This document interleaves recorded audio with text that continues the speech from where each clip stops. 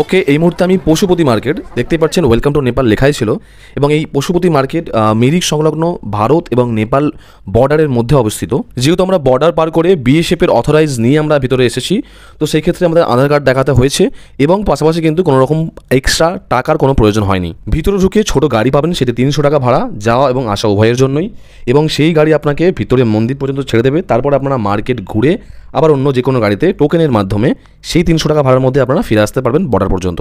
যারা এখানে এসেছেন তারা সবাই জানেন এই পশুপতি মার্কেটের নামটা কিন্তু পশুপতির মন্দির থেকে এসেছে এবং পশুপতির মন্দির এই একদম মার্কেটের খুব কাছাকাছি অবস্থিত। পশুপতি মার্কেট কিন্তু বিখ্যাত handcrafted Nepali bag, clothes, cosmetics এছাড়াও কিন্তু ইলেকট্রনিক্স গ্যাজেটসের জন্য কিন্তু বিশাল বিখ্যাত এই পশুপতি মার্কেট। যারা দার্জিলিং বা মিরিক আসছেন, এসে সাইট সিন করছেন, তো তারা কিন্তু এই পশুপতি মার্কেট ভিজিট করতে পারেন এবং এটি একটি মাস্ট ভিজিট জায়গা।